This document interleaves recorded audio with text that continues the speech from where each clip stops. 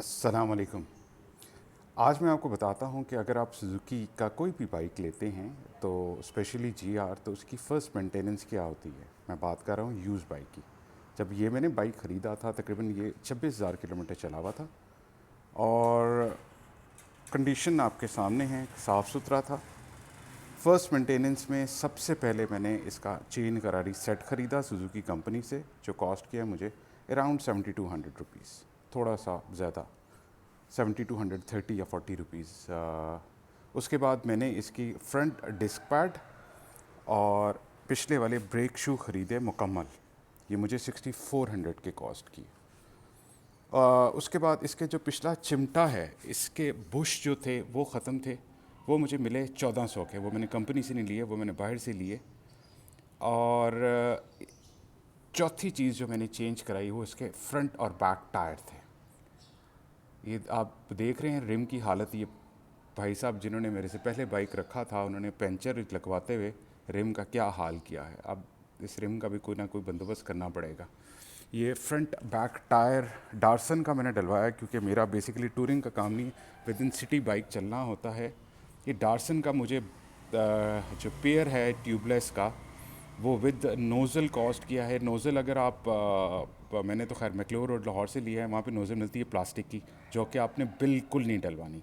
कहीं से मेटल की पता करनी है, वो स्टार्टिंग फ्रॉम 400 प्राइस मिलती है। 12,300 के टायर थे, 300 रुपया लेबर थी उसकी, और तकरीबन 400 रुपये का एक नोज़ल है। तो 800 रुपये ये हो गया, 300 रुपया, 12,600 और 800, तकरीबन 13,400 के करीब ये आपकी अमाउंट बनती है।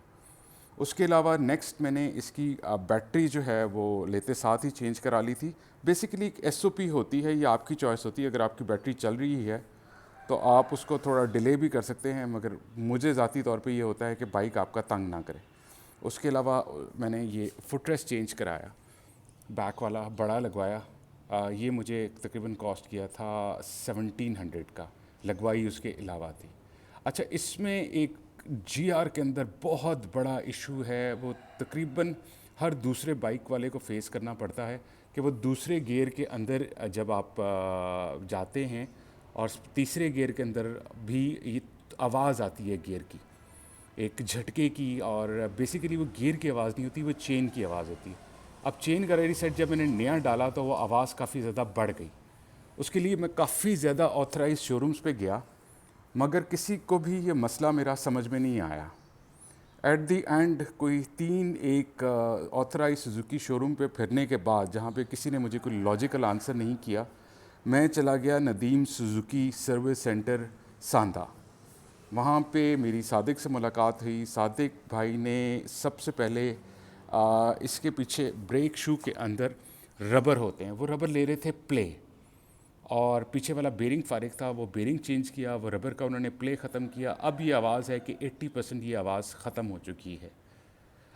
इसके अलावा इसके अंदर ऑयल जो है मैंने फ्लश करके लिको मोली का डाला, साथ प्रो 1 का मैंने इसके अंदर ऑयल एडिटिव डाला। वैसे तो इस बाइक में वाइब्रेशन बिल्कुल नहीं है, बहुत ही स्मूथ है, मगर अगर कोई हल्की फुल्की वाइब्रेशन थी वो प्रो 1 की वजह से बिल्कुल ही ख़त्म हो गई। अगले वाले शॉक बिल्कुल ड्राई थे, वो शॉक खुलवा के एक दफ़ा साफ़ करवा के मैंने उसके अंदर दोबारा ऑयलिंग करवाई। सीलें जो रबर सील होती है वो मैंने नहीं डलवाई, बाकी एज़ इट इज़ पंप वगैरह हर चीज़ वही यूज़ हुई। इसकी जब भी कोई बाइक लेते हैं आप, तो उसके लिए सबसे ज़रूरी होता है उसका चेन करारी सेट, उसकी बैटरी, उसका ऑयल और ब्रेक्स। आपने एक एहतियात करनी है कि जब भी सर्विस स्टेशन जाएं तो कभी भी इसके ऊपर सर्विस कराने या वॉश कराने के बाद आपने डीज़ल या ऑयल नहीं लगवाना, वो आपके ब्रेक पैड की लाइफ को ख़त्म कर देता है।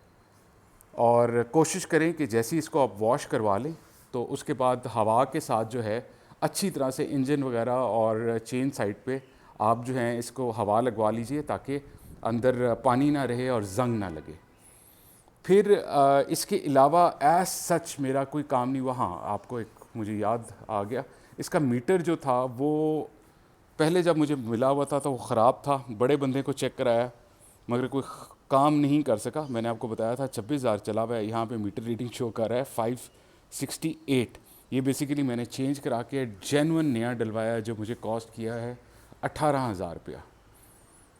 तो ये इसके मोटी मोटी मेंटेनेंस है। इसके अलावा एक्सेसरीज़ में क्रैश गार्ड है, ये गियर के ऊपर ये लगाया हुआ ताकि आपके पाँव गंदे ना हों। इसकी फ्रंट हेडलाइट इस वक्त आपको शायद नज़र आ जाए।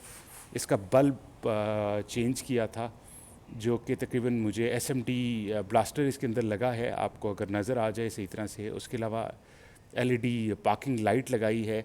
ये एसएमटी ब्लास्टर इसके अंदर एक ही तरह का आता है, क्योंकि इसमें छोटा लगता है। बाकी बाइक्स के अंदर अगर आप CB 150 वगैरह लिखते हैं, उसके अंदर बड़ी ट्यूब लग जाती है। ये मुझे कॉस्ट किया था 2,500। एसएमटी लाइट पार्किंग लाइट महल में 100 रुपये की थी। इसके अलावा इसकी जो ब्रेक लाइट है पिछले वाली, उसके अंदर मैंने बड़ी कोशिश की SMD लगाने की, मगर उसमें SMD चलती नहीं है। तो इसलिए आप ये तजुर्बा मत कीजिएगा। इसमें नॉर्मल जो 50 रुपये वाला ब्रेक का बल्ब है, सिर्फ वही यूज़ कीजिएगा, वही चलेगा। उसके अलावा SMD इस पर नहीं चलेगा, क्योंकि इसके वोल्टेज का जो फ्लो है वो फ्लक्चुएट करता है। जब वो फ्लक्चुएट करता है वो बल्ब उड़ा देता है। मैं एक बल्ब उड़ा चुका हूँ। इसके अलावा जो सबसे इम्पॉर्टेंट चीज़, चूँकि सुजुकी कंपनी आपको कहती है कि आपने इसका कार्बोरेटर नहीं खोलना, तो इसके लिए आप कोई भी फ्यूल क्लीनर आप ले सकते हैं। प्रॉफिकार कंपनी का ले लीजिए। Pro-1 का मैंने यूज़ नहीं किया, Pro-1 वाले भी मार्केट कर रहे हैं आजकल उसको। ये आप पेट्रोल टैंक के अंदर डालते हैं, पेट्रोल टैंक फुल करा के।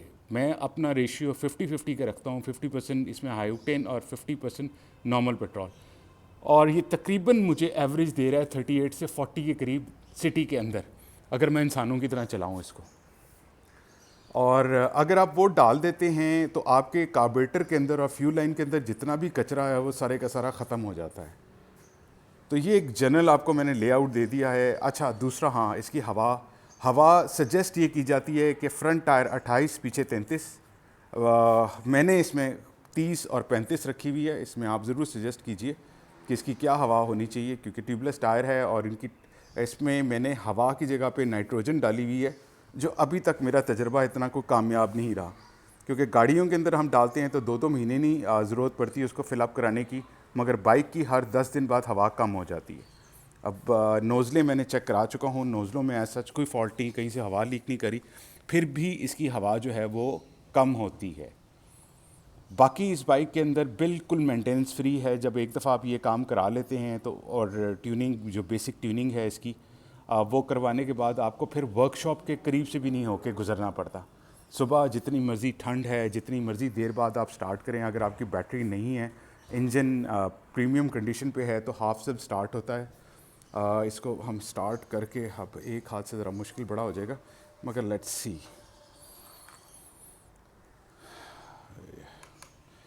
इसको इस तरह पकड़ के, ये सुबह पहला स्टार्ट है और इसका इंजन का साउंड आप सुन सकते हैं कि ये नई बैटरी का कमाल है। थोड़ा सा रेस पे हल्का सा रखना पड़ेगा, वरना ये बाइक बंद होगा। तो आवाज़ अगर आ रही है इसकी,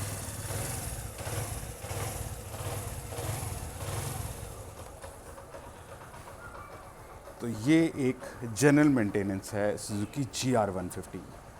नेक्स्ट आपको बताएंगे कि GS 150 हमने ख़रीदा है, 13,000 चला हुआ ऐसी मॉडल, 2022 मॉडल। उसकी हम लोग इंशाल्लाह आपको रिव्यू करके बताएंगे। Thank you very much. अस्सलाम वालेकुम।